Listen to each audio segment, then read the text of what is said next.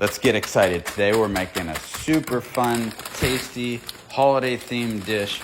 We're taking some classic nacho cheese Doritos and we're obliterating the heck out of them, getting some aggression out if you want to as well. You want to take this bag of chips and you're going to get them nice and crushed into tiny pieces. And it's going to help a lot. The smaller those pieces are, the more it's going to make this dish work really well. We're going to make kind of a taco salad concoction. We're starting off adding some eggs in. You want to go 3 eggs. I did 2 to start. We ended up using 3. Then 1 can of refried beans. Don't worry, we're going to put this in the oven. It's going to bake nicely once we get it all put together here. So 1 can of refried beans along with those eggs. Get it all in there. And then we're going to add in some shredded Mexican cheese. That's going to help hold everything together, and it's also going to add to some of that flavor. So this is more for the bowl and the effect of the looks of the dish, but it's also going to be edible. Get it? It's an edible bowl. Sorry, silly dad joke.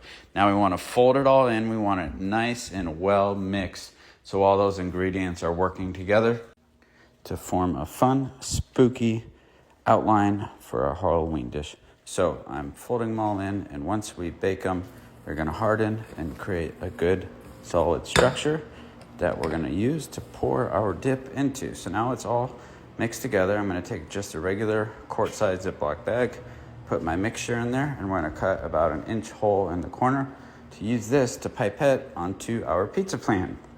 Now, originally I would hope that I could just draw it right onto the pan, but it didn't quite cooperate like I wanted, so we're just going to squeeze it on out onto the dish in kind of straight lines there.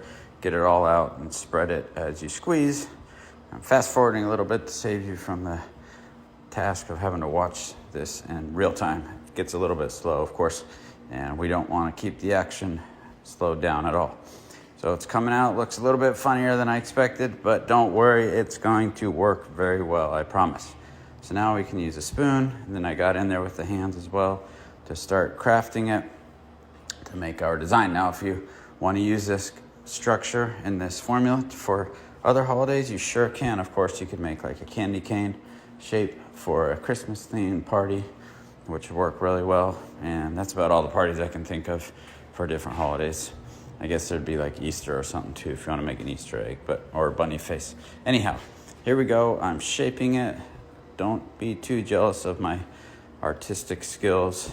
I'm no artist, but I'm just trying to have a little bit of fun, make something the kids and adults alike will enjoy. So now we got that line of a skull shape. I'm going to put 2 eyeballs in there, and once we get this all situated, we're just going to finish it off and put it in the oven for about 20 minutes at 375 degrees. That way those eggs and cheese and beans and Doritos all mixed together. Now, if you're not a big fan of Doritos, of course, you could also use regular corn tortilla chips. You could use Cheetos. There's lots of different options. Look, there we go. We got a skull or an African mask. I guess you could argue that, but for us, it's going to be a skull. It's Halloween. Here we go. Straight out of the oven. After about 20 minutes, it's nice and solid and cooked. Now I'm going to take some stag chili. I went with no beans. I don't like the beans. This one, the stag chili is great. It's got the least sugar, most protein, so it's a little bit healthier. Great flavor, tastes great. That's priority number 1, of course.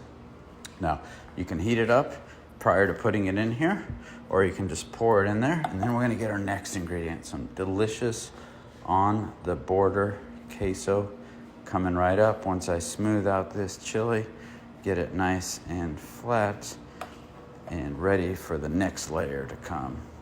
Here we go, some delicious jalapeno spicy queso.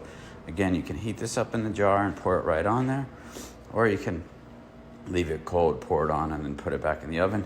I heat it up a little bit just so it pours out a little bit more easily and smoothly, but I'm gonna make sure it's perfectly distributed all throughout there. And look at how our border's holding up there, just holding that dip in nicely.